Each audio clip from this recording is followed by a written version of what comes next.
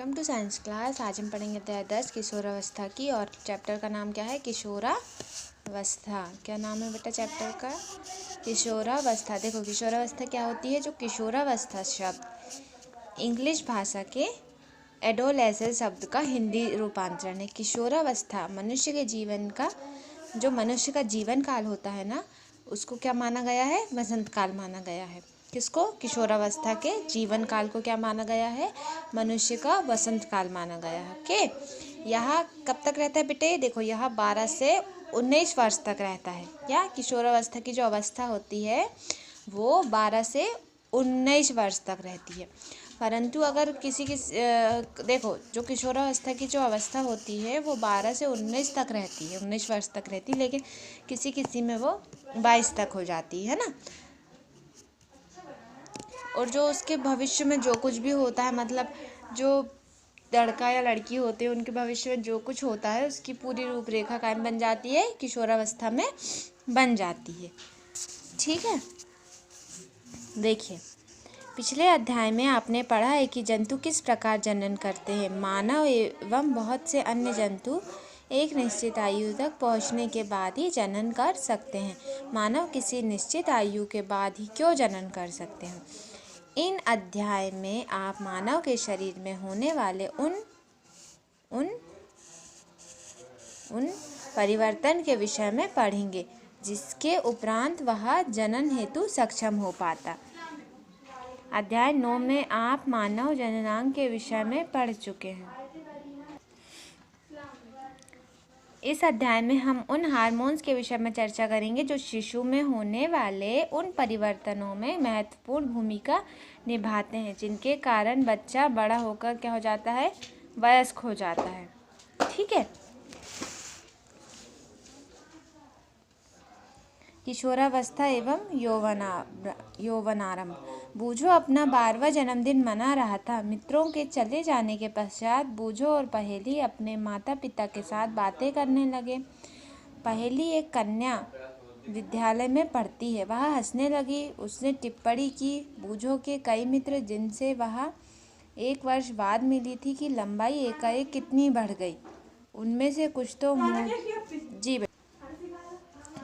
कुछ तो मूछें आने से जोकर नजर आ रहे हैं। उनकी माँ ने समझाया कि लड़के बड़े हो गए हैं। वृद्धि जन्म के समय से होने लगती है, परंतु 10 या 11 वर्ष की आयु के बाद वृद्धि में एकाएक तीव्रता आती है। देखिए आप लोग ने देखा होगा बेटा कि बच्चे 10 से 11 वर्ष की आयु में क्या हो जाते हैं? उनकी लंबाई क्या हो जाती है? बढ़ जाती है ना। तीव्रता मतलब मतलब इतनी तेजी के साथ बढ़ती है कि समझ में नहीं आता है ना। कितने वर्ष की आयु के बाद? 10 या 11। और वृद्धि साफ दिखाई देने लगती है। शरीर में होने वाले परिवर्तन वृद्धि प्रक्रिया का एक भाग है। यह इस बात का संकेत है कि आप बच्चे नहीं रहे तथा युवावस्था में कदम रख रहे हैं। 10-11 साल बाद ऐसा लगता है कि आप अब बच्चे नहीं रहे हैं ना। युवावस्था में कदम मतलब बड़े होने लगे, युवक वाली अवस्था में क्या रख रहे हैं? आप अपने कदम रख रहे हैं। ठीक है,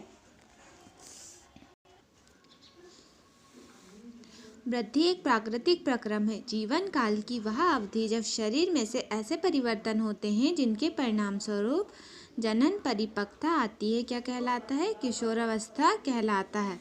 ये एक डेफिनेशन हो गई आप लोगों की,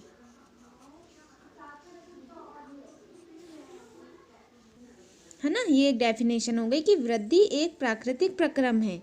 जीवन काल की वह अवधि जब शरीर में ऐसे परिवर्तन होते हैं जिसके परिणाम स्वरूप जनन परिपक्वता आती है, किशोरावस्था कहलाती है।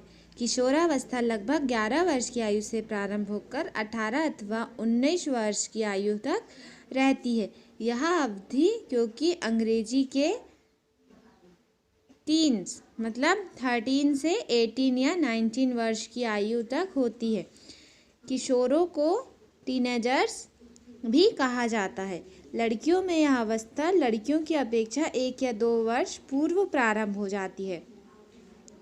मतलब पहले, है ना, पहले प्रारंभ हो जाती है लड़कों से ये अपेक्षा, है ना, लड़कों की अपेक्षा। तो किशोरावस्था की अवधि व्यक्ति में भिन्न भिन्न होती है। देखिए, किशोरावस्था के दौरान मनुष्य के शरीर में अनेक परिवर्तन आते हैं। क्या होता है किशोरावस्था के दौरान मनुष्य में? क्या होता है? अनेक परिवर्तन आते हैं। यह परिवर्तन यौवनारंभ का संकेत है। इनमें से सबसे महत्वपूर्ण परिवर्तन है लड़के एवं लड़कियों की जनन क्षमता का विकास। किशोर की जनन परिपक्वता के साथ ही यौवनारंभ समाप्त हो जाता है। ठीक है। यौवनारंभ में होने वाले परिवर्तन लंबाई में वृद्धि। देखिए, लंबाई में एकाएक वृद्धि यौवनारंभ के दौरान होने वाला सबसे अधिक दृष्टिगोचर परिवर्तन है। इस समय शरीर की लंबी अस्थियों की अर्थात हाथ एवं पैर की अस्थियों की लंबाई में क्या होती है? वृद्धि होती है और व्यक्ति क्या हो जाता है? लंबा हो जाता है।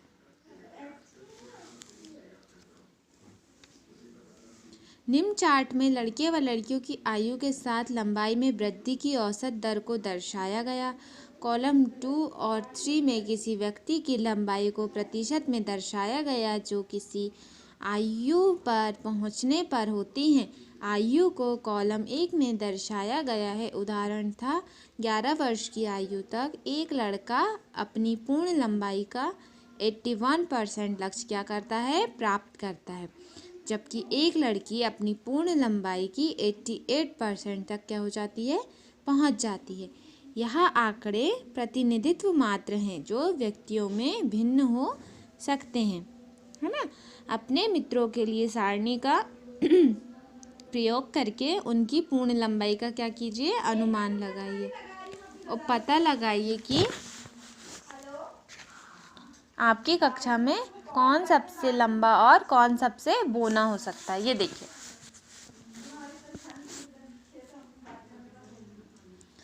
आयु वर्षों में पूर्ण लंबाई का परसेंट लड़के और लड़कियां। देखो 8, तो लड़के क्या है? 72% और लड़कियों का क्या है? 77%। 9 साल की उम्र में लड़के 75% लंबे और लड़कियां 81%। 10 वर्ष की आयु में 78% लड़कों का और लड़कियों का 84%। 11 वर्ष की आयु में 81% लड़के और 88% लड़की। 12 साल की आयु में 84% लड़के और 91% लड़की। 13 वर्ष की आयु में 88% लड़के और 95% लड़कियां। 14 वर्ष की आयु में 92% लड़के तो 98% लड़कियां। 15 में 95% लड़के और 99% लड़कियां। 16 में 98% लड़के तो 99.5% क्या होती हैं? लड़कियां लंबी होती हैं ना। और 17 साल की आयु में क्या होता है? 99% लंबे लड़के तो 100% लड़कियां। 18 में 100% होते हैं तो लड़कियां भी 100%। ठीक है। इसमें आप देखेंगे फिर पूर्ण लंबाई के लिए गणना सेंटीमीटर में। अब देखिए, वर्तमान लंबाई सेंटीमीटर बटे वर्तमान आयु में पूर्ण लंबाई का परसेंट इंटू 100। तो चार्ट में दिए गए मान के अनुसार उदाहरण, एक लड़का जिनकी आयु 9 वर्ष है तथा लंबाई 120 सेंटीमीटर है, वृद्धि काल की समाप्ति पर उसकी अनुमानित लंबाई होगी 120/75 इंटू 100 सेंटीमीटर। तो कितना बचेगा? 160 सेंटीमीटर। ठीक है। अब आएंगे अपन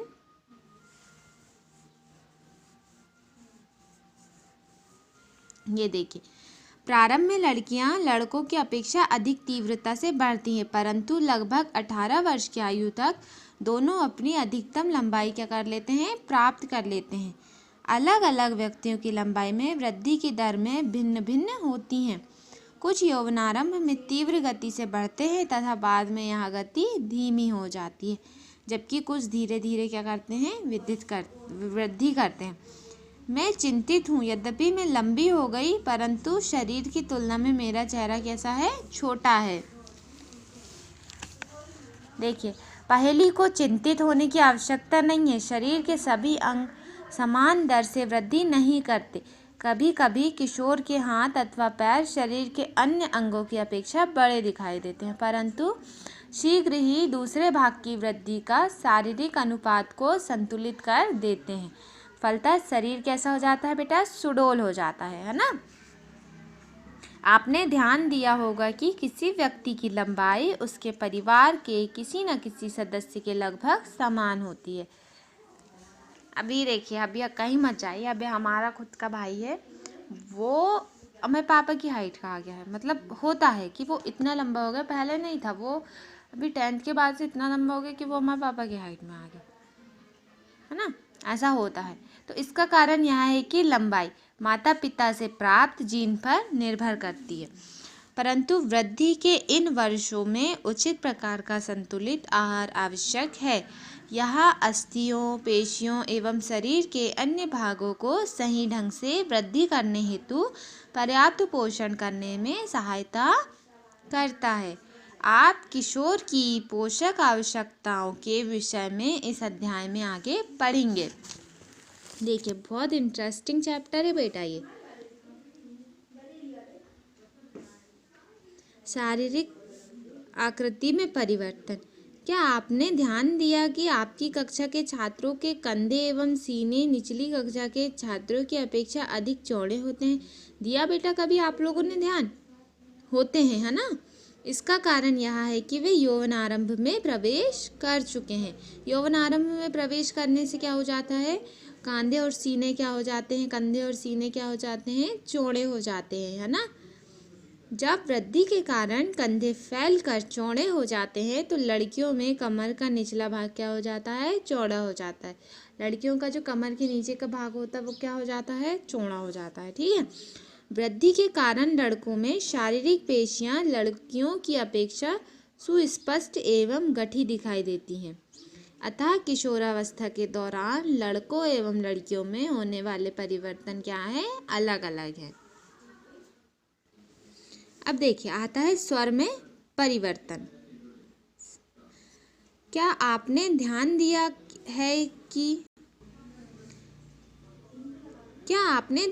है कि कभी कभी आपकी कक्षा के कुछ लड़कों की आवाज़ फटने लगती है? यौवनारंभ में स्वरयंत्र अथवा लैरिंक्स में वृद्धि का प्रारंभ हो जाता है।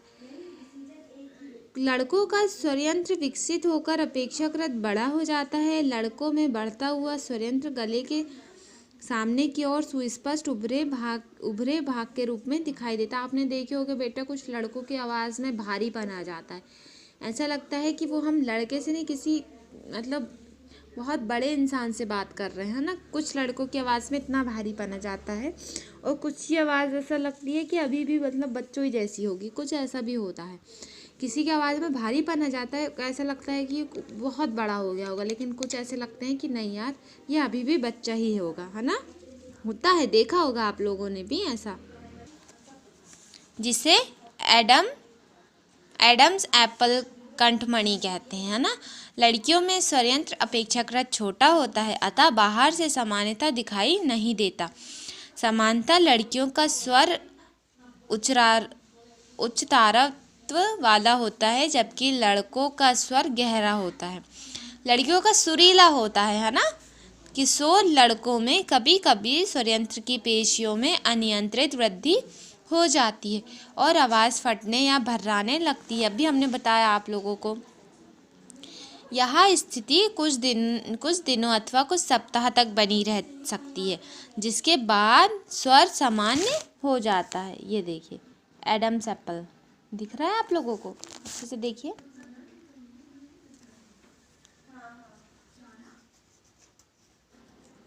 है ना। मेरे अनेक सहपाठियों की फटी आवाज़ें अब मैं जान गया हूँ ऐसा क्यों होता है ना। सब पता है अभी हमने।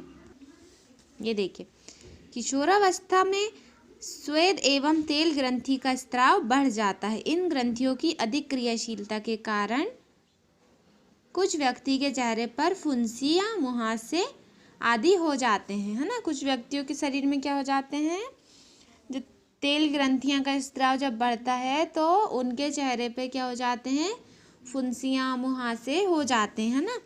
श्वेत ग्रंथि, तेल ग्रंथि तथा लार ग्रंथि जैसी कुछ ग्रंथियाँ अपना स्त्राव वाहियों द्वारा स्त्रावित करती हैं। अंतःस्रावित ग्रंथियां हार्मोनों को सीधे रुधिर प्रवाह में क्या करती हैं, निर्मोचित करती हैं, इसलिए इन्हें नलिका विहीन ग्रंथि भी कहते हैं। फिर आते हैं जनन अंगों का विकास। पिछले अध्याय में चित्र 9.1 एवं 9.3 में दर्शाए गए मानव जननांगों का पुनरावलोकन कीजिए। यौवनारंभ में नर जननांग जैसे कि वृषण एवं शिशन पूर्णतः विकसित हो जाते हैं। वृषण से शुक्राणुओं का उत्पादन भी प्रारंभ हो जाता है। लड़कियों में अंडाशय साइज में वृद्धि हो जाती है तथा अंड परिपक्व होने लगते हैं। अंडाशय से अणुओं का निर्मोचन भी प्रारंभ हो जाता है। तो ये क्या हो गया है, इससे क्या हो जाता है, जनन अंगों का विकास हो गया है ना। ये अपन ने पिछले अध्याय में ही तो पढ़ा है ये सब चीज़ें, है ना। जनन अंगों का विकास ये सब अपन ने अभी पढ़ चुका है। क्या क्या होता है बेटा, वृषण, शुक्राणुओं का उत्पादन, लड़कियों में अंडाशय, है ना, अंड परिपक्व होने लगता है, अंडाशय से अणुओं का निर्मोचन भी प्रारंभ हो जाता है। ठीक है।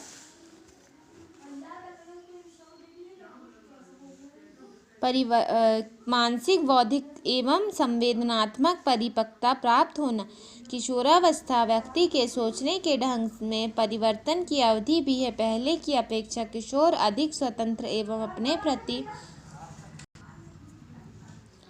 अधिक सचेत होता है। उनमें बौद्धिक विकास भी होता है तथा वे सोचने विचारने में काफ़ी समय लेते हैं। वास्तव में किसी व्यक्ति के जीवन में यह वह समय है जब उसके मस्तिष्क की सीखने की क्षमता क्या हो जाती है, सर्वाधिक होती है। कभी कभी यद्यपि किशोर शारीरिक एवं मानसिक परिवर्तनों के प्रति अपने आप को ढालने हेतु प्रयास करता हुआ स्वयं को असुरक्षित महसूस करता है। कभी कभी क्या होता है, जो किशोर शारीरिक एवं मानसिक परिवर्तनों के प्रति, जो किशोरावस्था में जो किशोर होता है वो शारीरिक और मानसिक, मतलब शारीरिक और मानसिक परिवर्तनों के प्रति क्या करता है, अपने आप को ढालने का क्या करता है, प्रयास करता है, और क्या पाता है, स्वयं को असुरक्षित महसूस करता है। परंतु किशोर होने के नाते आपको समझना चाहिए कि असुरक्षित महसूस करने का कोई कारण नहीं है। ये परिवर्तन प्राकृतिक हैं जो शारीरिक वृद्धि के कारण उत्पन्न हो रहे हैं। ये क्या है बेटा, ये जो परिवर्तन हो रहे हैं शरीर में वो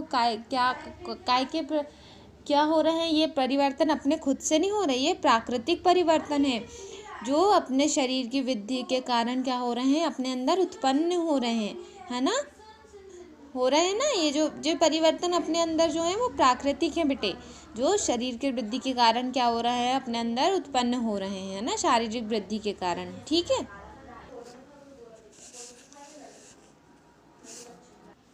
देखिए, गौण लैंगिक लक्षण आप अध्याय 9 में पढ़ चुके हैं कि वृषण एवं अंडाशय जनन अंग हैं। वे युग्मक अर्थात शुक्राणु एवं अंडाणु उत्पन्न करते हैं। युवावस्था में लड़कियों में स्तनों का क्या होता है बेटा, विकास होने लगता है। लड़कियों में क्या होता है, स्तनों का विकास होने लगता है ना। और लड़कों के चेहरे पर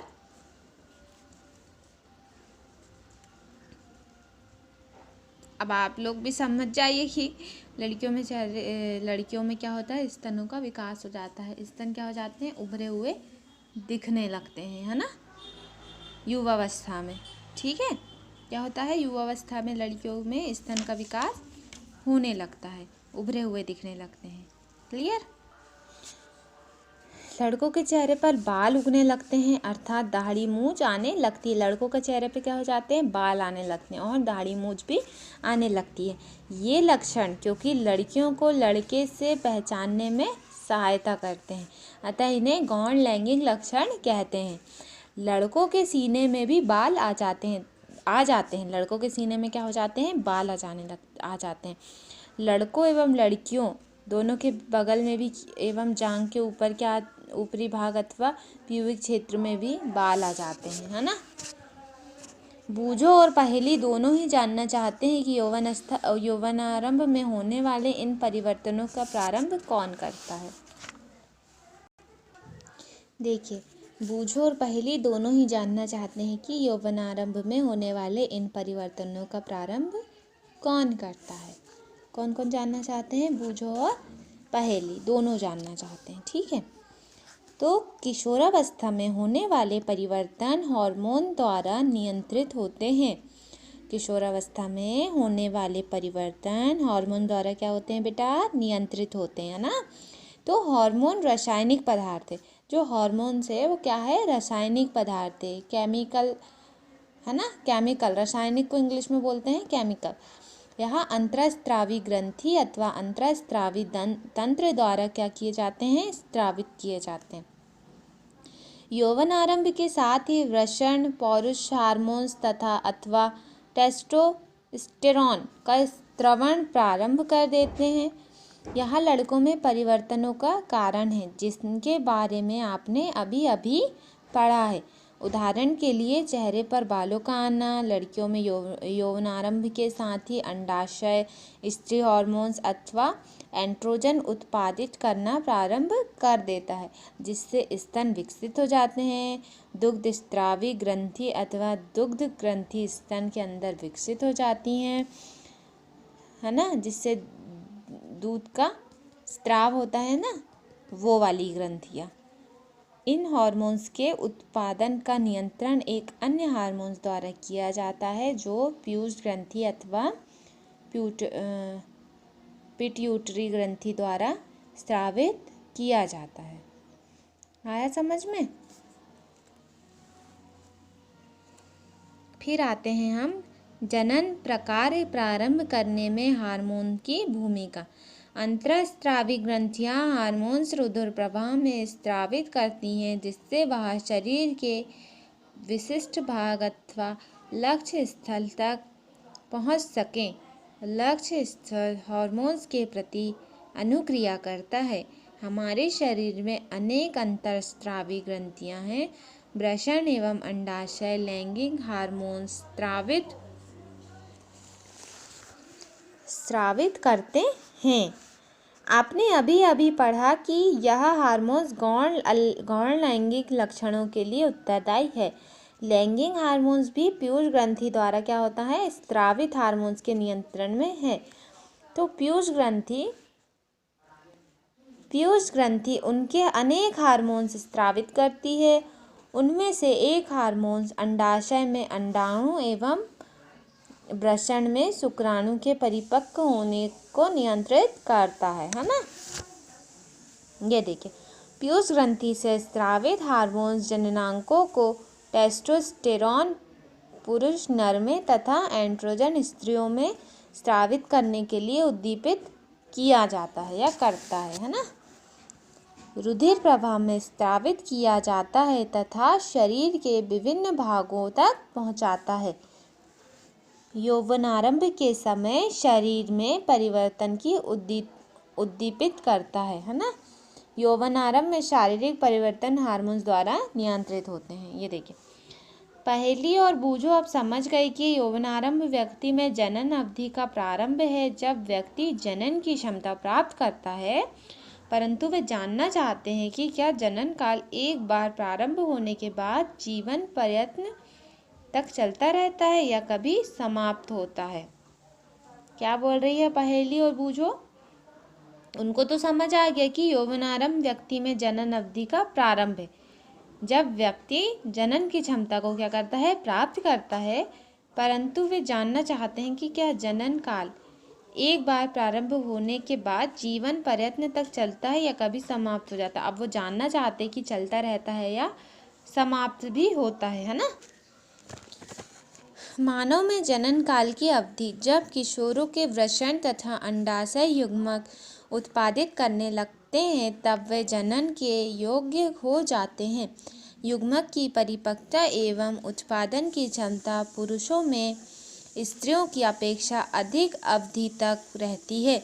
स्त्रियों में जननावस्था का प्रारंभ यौवनारंभ 10 से 12 वर्ष की आयु से होता है। अच्छे से देखिए बेटा, स्त्रियों में जो जननावस्था का प्रारंभ यौवनारंभ होता है वो कितने से कितने वर्ष तक होता है? 10 से 12 वर्ष की आयु से हो जाता है। तथा सामान्यतः 45 से 50 वर्ष की आयु तक चलता रहता है। कब शुरू होता है? 10 से 12 वर्ष की आयु तक। और कब तक चलता रहता है? 45 से 50 वर्ष की आयु तक। कब से शुरू होता है? 10 से 12 वर्ष की आयु तक। और कब तक चलता रहता है? 45 से 50 वर्ष की आयु तक चलता रहता है। यौवनारंभ पर अंडाणु परिपक्व होने लगते हैं। अंडाशयों में एक अंडाणु परिपक्व होता है लगभग 28 से 30 दिनों के अंतराल पर किसी एक अंडाशय द्वारा निर्मोचित होता है। इस अवधि में गर्भाशय की दीवार मोटी हो जाती है, जिससे वह अंडाणु के निषेचन के पश्चात युग्मनज को क्या कर सकते हैं? ग्रहण कर सकते हैं, जिसके फलस्वरूप गर्भधारण होता है। यदि अंडाणु का निषेचन नहीं हो पाता, तब उस स्थिति में अंडाणु तथा गर्भाशय का मोटा स्तर उसकी रुधिर वाहिकाओं सहित निस्तारित हो जाता है, जिससे स्त्रियों में क्या होता है? रक्तस्राव होता है, जिससे ऋतुस्राव अथवा रजोधर्म कहते हैं, है ना। ऋतुस्राव लगभग 28 से 30 दिन में एक बार होता है बेटा। रजोधर्म मतलब माहवारी, है ना, माहवारी होता है इसका मतलब। रजोधर्म मतलब माहवारी, जो 28 से 30 दिन में होता है, ठीक है। पहला ऋतुस्राव यौवनारंभ में होता है, जिसे रजोदर्शन कहते हैं। लगभग 45 से 50 वर्ष की आयु में ऋतुस्राव होना रुक जाता है। जब हम 45 से 50 वर्ष की आयु में आ जाते हैं तो हमारे माहवारी आना क्या हो जाता है? बंद हो जाता है ना। तो ऋतुस्राव के रुक जाने को रजोनिवृत्ति कहते हैं। प्रारंभ में ऋतुस्राव चक्र अनियमित हो सकता है तथा उसके नियमित होने में कुछ समय लग सकता है। ये क्या होता है बेटा? माहवारी होती है, जो 28 से 30 दिन में एक बार होती है ना। लेकिन जब 45 से 50 वर्ष की आयु में हम आते हैं तो हमारी माहवारी रुक जाती है, आना बंद हो जाती है। क्लियर? पहली कहती है कि स्त्रियों में जनन काल की अवधि रजोदर्शन से रजोनिवृत्ति तक होती है। क्या वह सही है? अब ये पूछ रही है, अब अपन बताते हैं। देखिए, ऋतुस्राव चक्र का नियंत्रण हार्मोन्स द्वारा होता है। इस चक्र में अंडाणु का परिपक्व होना, इसका निर्मोचन, गर्भाशय की दीवार का मोटा होना एवं निषेचन न होने की स्थिति में उसका टूटना क्या है? शामिल है। यदि अंडाणु का निषेचन हो जाता है तो वह विभाजन करता है तथा गर्भाशय में विकास के लिए स्थापित हो जाता है, जैसा कि आप पिछले अध्याय में पढ़ चुके हैं। क्या होता है कि ऋतुस्राव चक्र का नियंत्रण हार्मोन्स द्वारा होता है ना। इस चक्र में अंडाणु का परिपक्व होना, इसका निमोचन, गर्भाशय की दीवार का मोटा होना एवं निषेचन न होने की स्थिति में उसका टूटना शामिल है। यदि अंडाणु का निषेचन हो जाता है, मतलब यदि अंडाणु में फर्टिलाइजेशन हो जाता है, तो वह क्या करता है? विभाजन करता है तथा गर्भाशय में विकास के लिए क्या हो जाता है? स्थापित हो जाता है ना। ये आप अब भी पढ़े ना अपन अध्याय 9 में, चैप्टर 9 में, वही है वो। संतति का लिंग निर्धारण किस प्रकार होता है? मैंने अपनी माँ और चाची को बातें करते सुना कि मेरी चचेरी बहन का होने वाला बच्चा लड़का होगा या लड़की। मुझे जानने की उत्सुकता है कि इस बात का निर्धारण कैसे होता है कि निषेचित अंडाणु लड़के में अथवा लड़की में विकसित होता है। देखिए,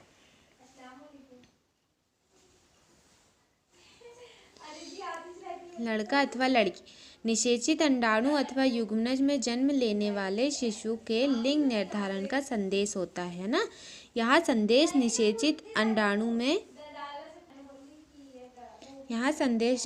अंडाणु में धागे की संरचना अर्थात गुणसूत्र में निहित होता है। अध्याय 8 का स्मरण कीजिए कि गुणसूत्र प्रत्येक कोशिका के केंद्रक में उपस्थित होते हैं। सभी मनुष्य की कोशिका के केंद्र में 23 जोड़े गुणसूत्र पाए जाते हैं। जो मनुष्य की कोशिका होती है बेटा, उसमें कितने जोड़े गुणसूत्र पाए जाते हैं? 23 जोड़े गुणसूत्र पाए जाते हैं। इनमें से 2 गुणसूत्र एक जोड़े लिंग सूत्र हैं, जिन्हें X एवं Y कहते हैं। स्त्री में 2 एक्स गुणसूत्र होते हैं जबकि पुरुष में 1 एक्स तथा 1 वाई गुणसूत्र होता है। जो स्त्री होती है बेटा उसमें 2 एक्स गुणसूत्र होते हैं, है ना। जो गुणसूत्र होते हैं वो 2 होते हैं, एक्स एक्स, और जो पुरुष होते हैं उसमें भी 2 गुणसूत्र होते हैं, एक्स और वाई, है ना। युग्मक अंडाणु तथा शुक्राणु में गुणसूत्रों का एक जोड़ा होता है। अनिषेचित अंडाणु में सदा एक एक्स गुणसूत्र होता है, परंतु शुक्राणु 2 प्रकार के होते हैं। 2 प्रकार के होते हैं जिनमें एक प्रकार में एक्स गुणसूत्र एवं दूसरे प्रकार में वाई गुणसूत्र होता है। जब एक्स गुणसूत्र वाला शुक्राणु अंडाणु को निषेचित मतलब फर्टिलाइजेशन करता है तो युग्मनज 2 एक्स गुणसूत्र होंगे तथा वह मादा शिशु में विकसित होगा। यदि अंडाणु को निषेचित करने वाले शुक्राणु में वाई गुणसूत्र होगा तो युग्मनज नर शिशु में विकसित होगा। देखिए हम आप लोग को इसका पूरा बताते हैं, हम आपको एक ऐसा मतलब इसका पूरा डायग्राम बना के बताते हैं ना कि ऐसा क्यों होता है, मतलब नर में ऐसा गुणसूत्र और मादा में ऐसा गुणसूत्र क्यों पाया जाता है। ठीक है, हम आपको बताते हैं इसका डायग्राम समझा के। ठीक है बच्चों, हम आपको बताते हैं। ये देखो बेटा, ये मेल का एक्स और वाई 2 गैमेट्स होते हैं, इसमें 2 गुणसूत्र होते हैं, और फीमेल्स में भी 2 गुणसूत्र होते हैं। एक्स वाई मेल का होता है, एक्स एक्स फीमेल का होता है। जब पुरुष का एक्स गुणसूत्र महिला के वाई गुणसूत्र से या नहीं, देखो पुरुष का एक्स गुणसूत्र महिला के एक्स गुणसूत्र से मिलता है तो दोनों में फर्टिलाइजेशन की क्रिया होगी तो दोनों में कौन सा गुणसूत्र बनेगा, एक्स एक्स बनेगा, है ना। जब मेल का एक्स और फीमेल का एक्स गैमेट मिलता है तो क्या होता है, दोनों का एक्स एक्स बनता है, तो जिससे क्या होता है, देखिए जो पुरुष होता है उसका एक्स और महिला का एक्स मिलता है, अगर फर्टिलाइजेशन की क्रिया कराते हैं तो दोनों का एक्स एक्स गैमेट होता है, जिससे क्या होता है बेटा,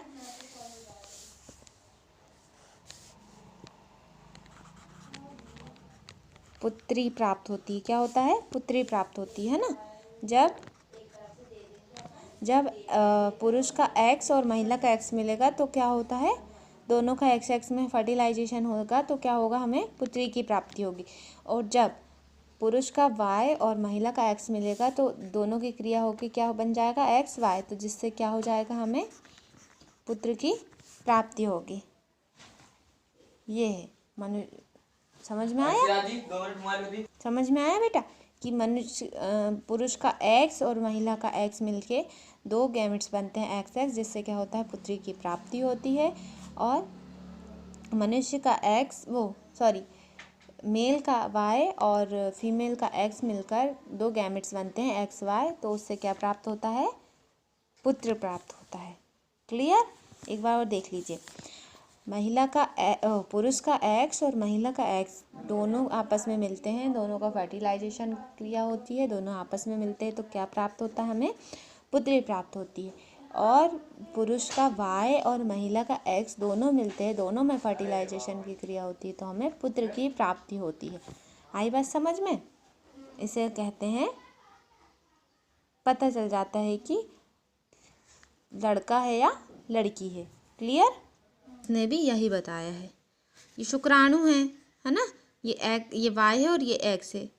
जब वाई और एक्स मिलते हैं तो क्या प्राप्त होता है, लड़का प्राप्त होता है, और जब एक्स एक्स मिलते हैं तो क्या प्राप्त होती है, लड़की प्राप्त होती है। ये क्या है बेटा, ये पूरी प्रक्रिया क्या हो गई, मनुष्य में लिंग निर्धारण हो गया।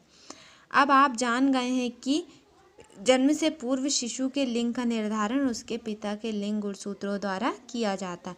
यह धारणा है कि बच्चे के लिंग के लिए उसकी माँ उत्तरदायी है, पूर्णतः निराधार है एवं अन्याय संगत है।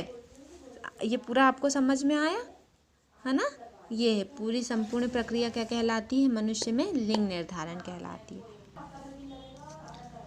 लिंग हार्मोन्स के अतिरिक्त अन्य हार्मोन्स, चित्र 10.3 का पुनः अवलोकन कीजिए। पीयूष ग्रंथि द्वारा हार्मोन्स जननांगों को उनके हार्मोन्स उत्पन्न करने के लिए उद्दीपित करते हैं। आप पढ़ ही चुके हैं कि पीयूष ग्रंथि एक अंतःस्रावित ग्रंथि है जो मस्तिष्क से जुड़ी होती है। बेटा पीयूष ग्रंथि कौन सी ग्रंथि है, अंतःस्रावित ग्रंथि है जो मस्तिष्क से जुड़ी है। पीयूष ग्रंथि वृषण एवं अंडाशय के अतिरिक्त हमारे शरीर में थायराइड, अग्न्याशय एवं एड्रिनल जैसी कुछ अन्य अंतःस्रावित ग्रंथि भी हैं। देखिए, पीयूष ग्रंथि एक अंतःस्रावित ग्रंथि है जो मस्तिष्क से जुड़ी है ना। और पीयूष ग्रंथि वृषण एवं अंडाशय के अतिरिक्त हमारे शरीर में थायराइड, अग्न्याशय एवं एड्रिनल जैसी कुछ अन्य अंतःस्रावित ग्रंथि भी हैं। ओके, ये देखिए मनुष्य के शरीर में अंतःस्रावित ग्रंथि की स्थिति। ये देखिए, ये कौन सी ग्रंथि दिख रही है आपको? पीयूष ग्रंथि। पीयूष ग्रंथि जो किससे जुड़ी होती है? मस्तिष्क से जुड़ी होती है। ये देखो थायराइड ग्रंथि, ये होता है एड्रिनल ग्रंथि, ये अग्न्याशय दिख रहा है आप लोगों को, अग्न्याशय है ना। फिर ये स्त्रियों में अंडाशय की स्थिति ये दिख रही है ना, और ये वृषण है, दिख रहा है बेटा? अच्छे से देख लीजिए, दिख रहा है बच्चों? पीयूष ग्रंथि, थायराइड ग्रंथि, एड्रिनल ग्रंथि, अग्न्याशय, स्त्रियों में अंडाशय की स्थिति और वृषण। आ गया समझ में?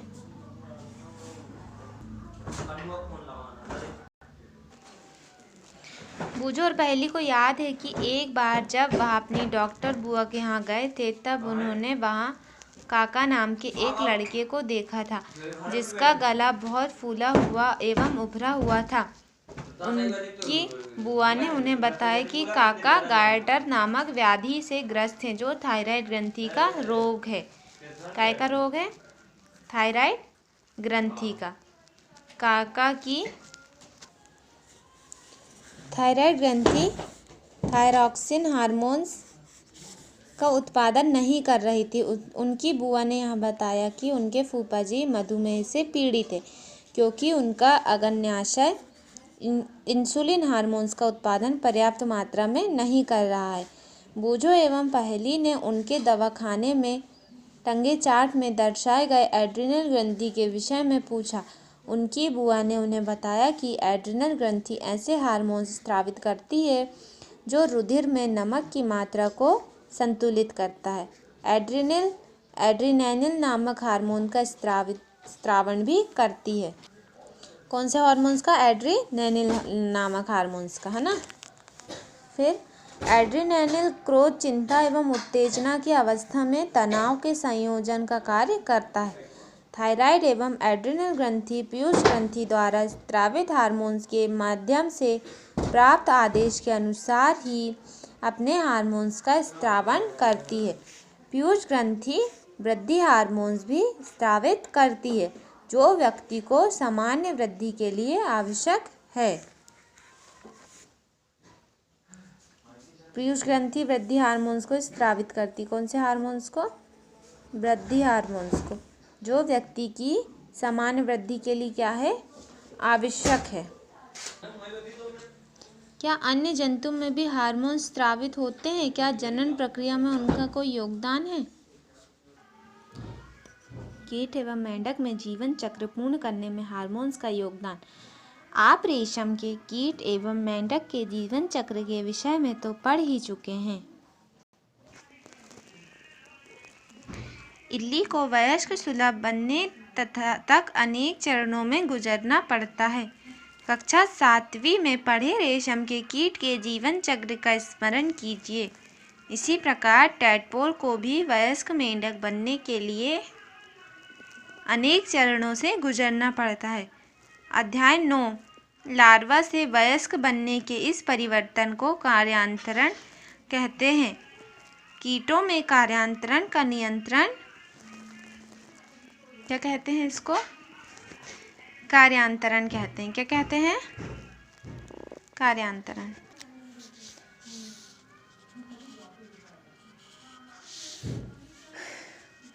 कीट हार्मोन्स द्वारा होता है। मेंढक में थायराइड द्वारा स्रावित हार्मोन्स थायरॉक्सिन इसका नियमन करता है। थायरॉक्सिन के उत्पादन के लिए जल में आयोडीन की उपस्थिति आवश्यक है। यदि जल में जिसमें टैडपोल वृद्धि कर रहे हैं पर्याप्त मात्रा में आयोडीन नहीं है तो टैडपोल वयस्क मेंढक में क्या हो जाते हैं? परिवर्तित नहीं हो सकते, है ना। देखिए, यदि व्यक्ति के आहार में पर्याप्त आयोडीन न हो तो उन्हें थायरॉक्सिन की कमी के कारण गायटर हो जाएगा। ये देखिए, किसी पत्रिका अथवा डॉक्टर से सूचना एकत्र कर आयोडीन युक्त नमक के उपयोग पर एक नोट तैयार कीजिए। आप इसकी जानकारी इंटरनेट पर भी देख सकते हैं। आजकल तो इंटरनेट पर हर कुछ देख सकते हैं। जननात्मक स्वास्थ्य, व्यक्ति का कायिक एवं मानसिक विसंगति मुक्त होना उस व्यक्ति का स्वास्थ्य कहलाता है। किसी भी आयु के व्यक्ति के शरीर को स्वस्थ रखने के लिए उसे संतुलित आहार की आवश्यकता होती है। किसकी आवश्यकता होती है बेटा? संतुलित आहार की आवश्यकता होती है। व्यक्ति को व्यक्तित्व, स्वच्छता एवं सफाई का नियमित रूप से पालन एवं पर्याप्त शारीरिक व्यायाम भी करना चाहिए। भोजन तो करना ही चाहिए, उसको साफ सफाई भी रखना चाहिए और व्यायाम भी करना चाहिए। किशोरावस्था में जब शरीर वृद्धि करता है तो उपरोक्त बातें और भी अधिक आवश्यक हो जाती हैं, है ना। जब शरीर वृद्धि करता है तो कई बातें हैं जो बहुत अधिक आवश्यक हो जाती हैं। फिर आता है किशोर की पोषण आवश्यकताएं। क्या क्या आवश्यकता होती है उसको, है ना। तो किशोरावस्था तीव्र वृद्धि एवं विकास की अवस्था है। किशोरावस्था जो है वो तीव्र वृद्धि एवं विकास की क्या है? अवस्था है। अतः किसी भी किशोर को आहार नियोजन अत्यंत सावधानी पूर्वक करना चाहिए। आप पढ़ ही चुके हैं, है ना। देखिए एक बार, किशोरावस्था तीव्र वृद्धि एवं विकास की अवस्था है। अतः किसी किशोर को आहार नियोजन अत्यंत सावधानी पूर्वक क्या करना चाहिए? उसको अत्यंत, जब किसी भी किशोर को आहार नियोजन अत्यंत सावधानी पूर्वक करना चाहिए, है ना। आप पढ़ ही चुके हैं। क्या पढ़ चुके हैं?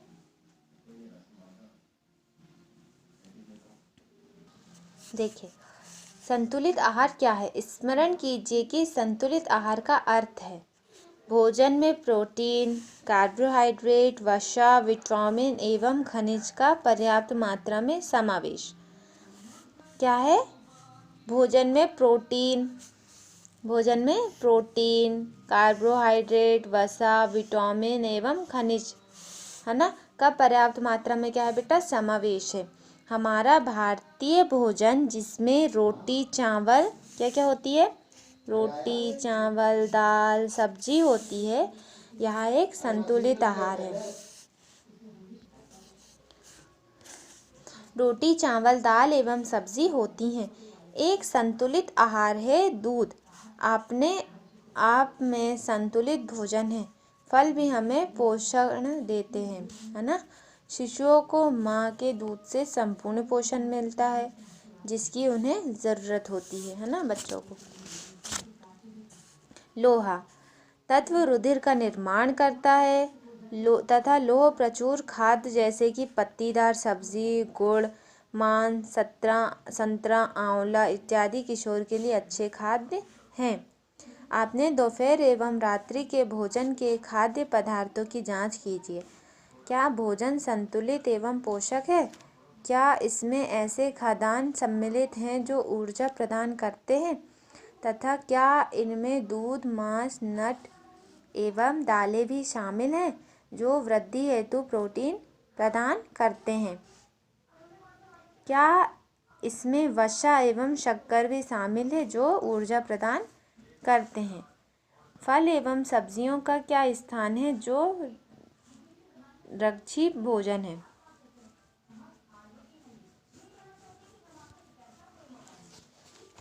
देखिए, चिप्स तथा पैक किए हुए अथवा डिब्बाबंद खाद्य यद्यपि स्वादिष्ट होते हैं परंतु उन्हें नियमित भोजन के स्थान पर नहीं रखना चाहिए क्योंकि उनमें पोषक मात्रा पर्याप्त नहीं होती, है ना।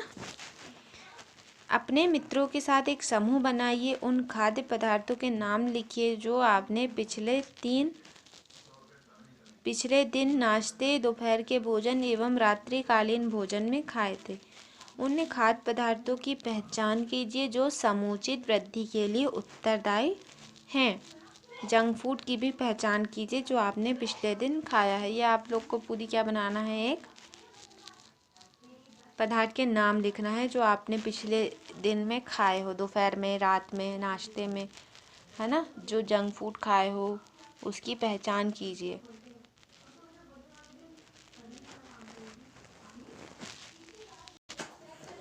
चित्र 10.6 से प्रेरणा लेकर चार्ट अथवा पोस्टर बनाकर अपनी कक्षा में लगाइए जिससे आप किशोर की आहार संबंधी आवश्यकता के प्रति संचेत रहें।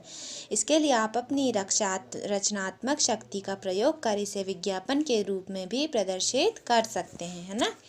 तो आप इस विषय पर प्रतियोगिता का आयोजन भी कर सकते हैं। देखिए मांस, है ना, सब्जियां, दूध एवं अंडे दिख रहे हैं आप लोग को, फल, खाद्यान्न, भोजन के पोषक पदार्थ दिख रहे हैं बेटा। ये देखिए,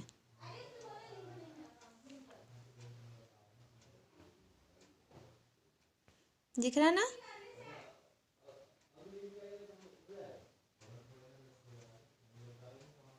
ये देखिए मांस है, सब्जी है, दूध एवं अंडे हैं, फल है, खाद्यान्न है, मतलब खाद्य की पदार्थ हैं पूरे, है ना। व्यक्तिगत स्वच्छता, प्रत्येक व्यक्ति को प्रतिदिन एक बार स्नान करना चाहिए। यहाँ किशोरों के लिए और भी आवश्यक है क्योंकि श्वेत ग्रंथि की अधिक क्रियाशीलता के कारण शरीर से गंध आने लगती है। शरीर के सभी भागों को स्नान करते समय भली भांति धोकर करना चाहिए। यदि सफाई नहीं रखी गई तो जीवाणु संक्रमण होने का खतरा रहता है।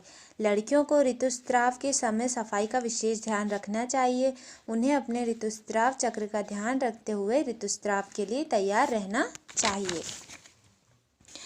शारीरिक व्यायाम, ताज़ी हवा में टहलना एवं खेलना शरीर को चुस्त एवं स्वस्थ रखता है। सभी युवा किशोर लड़के एवं लड़कियों को टहलना, व्यायाम करना एवं बाहर खेलना चाहिए, है ना, सभी लोगों को।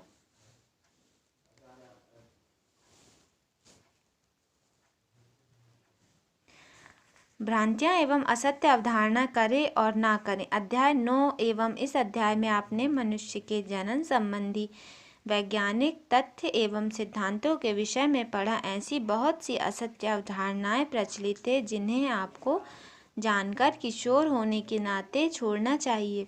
उदाहरण के लिए किशोरों के शारीरिक परिवर्तन संबंधी अनुभवों को लेकर अनेक भ्रांतियाँ एवं असत्य अवधारणाएं हैं। इनमें से कुछ को नीचे दिया जा रहा है। अब आप इन संबंध में तर्क प्रस्तुत कर सकते हैं कि यह मिथ अथवा असत्य धारणा है जिनका कोई आधार नहीं है। ऋतुस्राव के समय यदि कोई लड़की किसी लड़के को देखती है तो वह गर्भवती हो जाती है। संतान के लिए लिंग के लिए उसकी माँ उत्तरदायी है। ऋतुस्राव की अवस्था में लड़की का रसोई का काम करना निषिद्ध है। आपको ऐसे अन्य कथन या मिथ्य मिलेंगे जिसका कोई आधार नहीं है, जिनको उखाड़ फेंकिए, छोड़ दीजिए। बेटा इस टाइम तो हर किसी को ध्यान रखना चाहिए, है ना।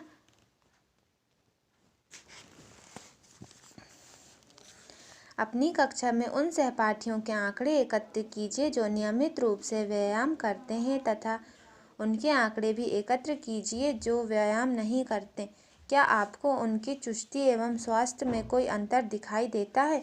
नियमित व्यायाम के लाभ पर एक रिपोर्ट तैयार कीजिए।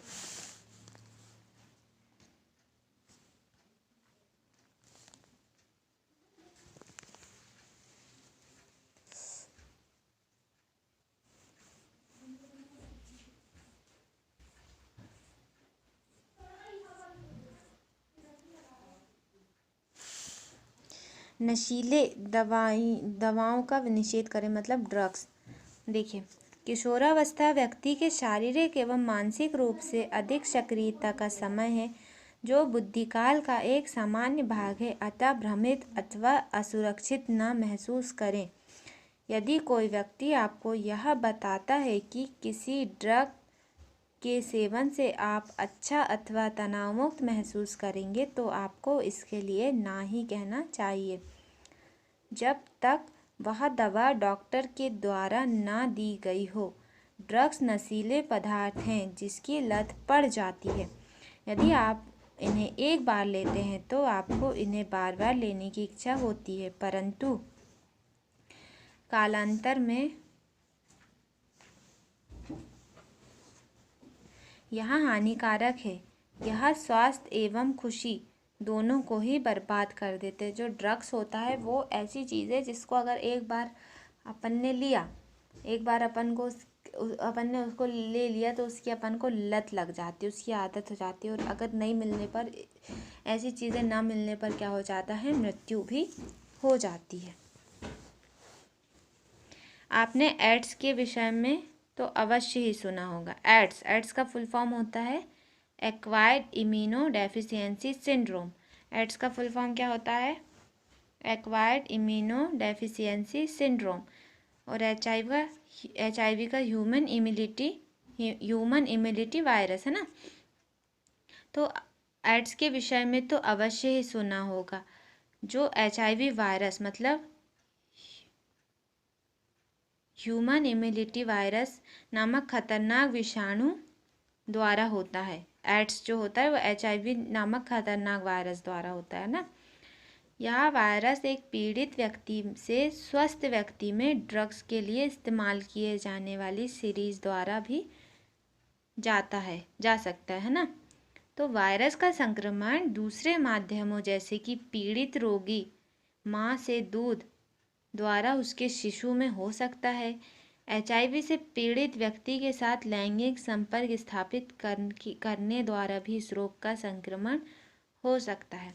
जैसे किसी को एड्स है ना, तो अपन को नहीं पता है कि इस व्यक्ति को एड्स है। अगर उसने शेविंग बनवाया, दाढ़ी बनवाया, तो अगर उससे कट लगा, उस ब्लेड में कट लगा, तो उसी ब्लेड से दूसरे नाई ने क्या किया, दूसरे की बना लिया। तो वो ब्लड के संपर्क से भी दूसरे एक स्वस्थ व्यक्ति के शरीर में भी ये जा सकता है। क्या? HIV वायरस है ना। एक व्यक्ति के शरीर से दूसरे व्यक्ति के शरीर में भी ये जा सकता है, या किसी के संपर्क में आने से भी ये एक से दूसरे के उसमें हो सकता है। देखिए, आप संभवतः जानते होंगे कि हमारे देश में विवाह विधि संगत कानूनी आयु लड़कियों के लिए 18 एवं लड़कों के लिए 21 वर्ष है। इसका कारण है कि टीन आयु लड़कियां माँ शारीरिक एवं मानसिक रूप से मातृत्व के लिए नहीं तैयार होती है ना। बाल विवाह, कम उम्र में विवाह तथा मातृत्व से माँ एवं संतान दोनों में ही स्वास्थ्य संबंधी समस्याएं उत्पन्न हो सकती हैं। इसमें युवा स्त्रियों के लिए व्यवसाय के अवसरों में भी कमी आती, क्योंकि वे मातृत्व की जिम्मेदारी उठाने के लिए सक्षम नहीं होती, अतः वह मानसिक पीड़ा से ग्रस्त रहती हैं। अगर कम उम्र में शादी कर दो तो शादी करेंगे तो ये सब चीज़ें तो उसके जीवन में होगी, इसलिए कम उम्र में शादी नहीं करना चाहिए। देखिए, यौवनारंभ होने पर व्यक्ति जनन के सक्षम हो जाता है। 11 वर्ष की आयु से 19 वर्ष तक की अवधि किशोरावस्था कहलाती है। यौवनारंभ का प्रारंभ होने पर जनन अंगों में वृद्धि होती है तथा शरीर के विभिन्न स्थानों पर बाल आने लगते हैं। लड़कियों के स्तन विकसित हो जाते हैं तथा लड़कों के चेहरे पर दाढ़ी मूछें आ जाती हैं। किशोरावस्था के स्वरयंत्र की वृद्धि होने के कारण लड़कियों की आवाज़ फटने लगती है। किशोरावस्था में लंबाई में वृद्धि होती है। यौवनारंभ एवं जनन अंगों का परिपक्व होना हार्मोन द्वारा नियंत्रित होता है। हार्मोन्स अंतःस्रावी ग्रंथियों द्वारा स्रावित पदार्थ हैं जो रुधिर में सीधे पहुंचते हैं। पीयूष ग्रंथि हार्मोन्स स्रावित करते हैं जैसे कि वृद्धि हार्मोन्स तथा अन्य ग्रंथियों वृषण, अंडाशय, थायराइड तथा एड्रिनल को हार्मोन्स स्रावित करने के लिए उद्दीपित करते हैं, है ना। अग्न्याशय इंसुलिन का, थायराइड थायरॉक्सिन का तथा एड्रिनल एड्रेनालिन हार्मोन्स का उत्पादन करते हैं। टेस्टोस्टेरॉन नर हार्मोन्स है ना, तथा एस्ट्रोजन मादा हार्मोन है। गर्भाशय की दीवार निषेचित अंडाणु को ग्रहण के लिए हम अपने आप को तैयार करती है। निषेचन न होने की स्थिति में गर्भाशय की दीवार की आंतरिक सतह क्या हो जाती है, निस्तारित होकर शरीर से बाहर रक्त के साथ क्या होती है, प्रभावित होती है। इसे ऋतुस्रावण अथवा रजोधर्म कहते हैं। अब देखो रजोधर्म बताते हैं, माहवारी होती है रजोधर्म, है ना बेटा। जो महिलाओं में जो माहवारी चक्र होता है ना, वो इस दौरान महिलाओं को बहुत सारी तकलीफ़ों से जूझना पड़ता है, बहुत सारी तकलीफ़ों से गुजरना पड़ता है। उनके पेट में भी बहुत दर्द होता है। इस कंडीशन में महिलाओं से काम नहीं कराना चाहिए, बल्कि उनको इतना आराम देना चाहिए, इतना रेस्ट देना चाहिए ताकि उनको भी लगे। इस टाइम में दिमाग चिड़चिड़ा हो जाता है, कोई बोलता है तो गुस्सा आता है, कोई अच्छा भी बोल रहा है अपन को ऐसा लग रहा है, मतलब कोई अपने बारे में अच्छा भी सोच रहा है तो अपन को ऐसा लग रहा है कि अपने बारे में गलत सोच रहा है। उस बीच मतलब जो मेंटेलिटी होती है वो इतनी मतलब ऐसी हो जाती है कि यार नहीं, ये बोल रहा है तो ये हमारे बारे में गलत ही बोल रहा है। तो उस टाइम ना इतना रिलैक्स रहने देना चाहिए ताकि वो ये सब चीज़ों से दूर रहे। कितने दिन, 3 से 4 दिन। उसके बाद तो महिला करेगी ना काम, लेकिन इन 3 से 4 दिन में उसको इतना आराम देना चाहिए कि वो उसकी सारी तकलीफ़ को भूल जाए। क्योंकि बेटा इस टाइम में बहुत ज़्यादा तकलीफ़ होती है, ये आप लोग भी समझते होंगे, है ना। क्या होता है ये रजोधर्म, ये माहवारी चक्र होता है, ठीक है। इसमें ज़्यादा से ज़्यादा क्या करना चाहिए, महिलाओं को आराम देना चाहिए। इसमें महिलाओं को काय की ज़रूरत होती है, आराम की ज़रूरत होती है। इसमें कमर में दर्द, पेट में दर्द, किसी को तो उल्टियाँ भी होती हैं, किसी को चक्कर आते हैं, किसी को खाना खाने का मन नहीं करता है, किसी को कुछ ऐसी चीज़ें देखने का मन नहीं करता, किसी को लाल चीज़ों से नफ़रत होने लगती, किसी को मतलब बहुत सी चीज़ें आती हैं, है ना। बहुत सी चीज़ें हैं जिससे कई इंसान इरिटेट हो जाता है। एक ही एक चीज़ को सुनता है तो एकदम इरिटेट होने लगता है, वो एकदम ऐसा लगता है कि थप्पड़ मार दो खींच के, इस टाइप से होता है ना। तो इस चीज़ों में बहुत सावधानी रखना चाहिए। क्लियर। फिर आता है कि अजन्मे शिशु का लिंग निर्धारण इस बात पर निर्भर करता है कि युग्मनज में XX गुणसूत्र हैं अथवा XY। हमने आपको पढ़ाया था कि नर और मादा में 23 जोड़े गुणसूत्र पाए जाते हैं। कितने जोड़े गुणसूत्र पाए जाते हैं, 23 जोड़े गुणसूत्र पाए जाते हैं। तो नर में XY गुणसूत्र पाया जाता है और मादा में XX गुणसूत्र पाया जाता है। जो नर का X गुणसूत्र होता है वो मादा के Y गुणसूत्र से निषेचन करता है। तो निषेचन के दौरान जब वो X गुणसूत्र Y गुणसूत्र से मिलता है तो उसमें क्या होता है, फर्टिलाइजेशन की क्रिया होती है। फर्टिलाइजेशन की क्रिया होती है तो जब मतलब फर्टिलाइजेशन की क्रिया, संभोग के बाद जो फर्टिलाइजेशन की क्रिया होती है तो उससे जब गर्भ ठहरता है या गर्भ धारण होता है तो अगर XY गुणसूत्र मिले हैं, XY गुणसूत्र मिल गए हैं तो वो क्या पैदा होगा बेटा, लड़का पैदा होगा। XY गुणसूत्र के मिलने से लड़का पैदा होता है और XX गुणसूत्र मिलने से लड़की पैदा होती है। सेम कंडीशन है, दोनों सेम नहीं है। देखिए